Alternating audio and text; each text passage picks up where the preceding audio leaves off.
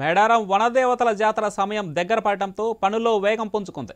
ఈ పనులను మంత్రులు సీతక్క, కొండా సురేఖలు సమీక్షించారు. కొత్తగా పనులను ప్రారంభించారు. అధికారులకు పలు కీలక సూచనలు చేశారు మంత్రులు. గడువులోగా పనులు పూర్తి చేసేందుకు అంతా దృష్టి పెట్టామన్నారు సీతక్క. శాశ్వత పనుల పురోగతిని వివరించారు మంత్రి సురేఖ.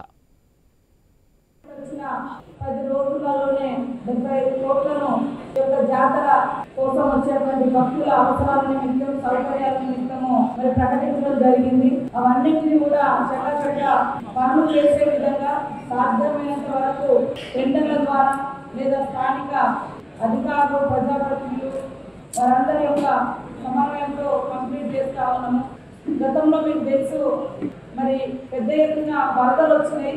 ఆ వరదల వరకు కూడా కొన్ని పెండింగ్ ఉండడంతో ముఖ్యంగా జాతర ప్రాంతం కూడా మొత్తం మునిగిపోయింది.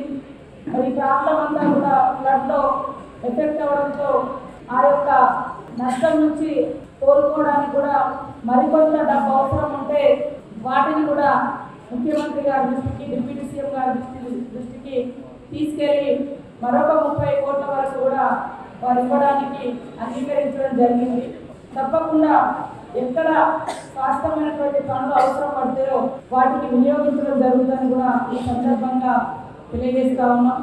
ఈ యొక్క జాతర విజయవంతానికి పూజారులు, భక్తులు, ప్రజాప్రతినిధులు, పత్రిక, మీడియా, ముఖ్యంగా అధికార యంత్రాంగం అంతా కూడా మనస్ఫూర్తిగా సహకరించి ఎలాంటి భిన్నాభిప్రాయాలు లేకుండా భక్తుల యొక్క సౌకర్యమే ప్రథమ లక్ష్యంగా పనిచేయడానికి ప్రతి ఒక్కరు కూడా సహకరించాలని మనస్ఫూర్తిగా మేము కోరుకుంటా ఉన్నాం.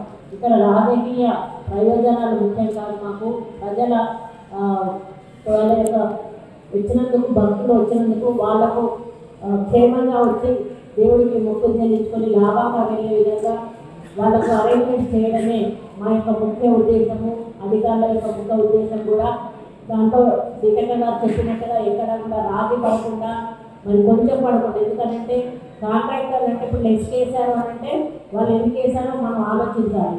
కాబట్టి ఆ విధంగా వేసి నాణ్యత లేకుండా పని చేసినప్పుడు అది దేవుడి డబ్బుని, ప్రజా డబ్బుని కూడా దుర్వినియోగం చేసినట్టుగా ఉంటుంది. అటువంటిప్పుడు రికార్డ్ చేసినప్పుడు వాళ్ళే దొరికిపోతారు. అది ఆ కొంచెం ఆలోచన వాళ్ళకు ఉండాల్సి. కాబట్టి ఆ విధంగా చేయకుండా నాణ్యమైన పనులు మొత్తం కూడా పర్మనెంట్ పనులు చేయాలనేది లక్ష్యంగా పెట్టుకొని ముందుకు వెళ్ళడం జరుగుతుంది. మొన్న వచ్చిన వరదలకు మీ అందరికీ కూడా తెలిసి చాలా నష్టం జరిగింది. ఇప్పుడు ఆ నష్టాన్ని కూర్చుకోవడానికి చాలా ఫండ్స్ కేటాయించాల్సిన అవసరం వచ్చింది.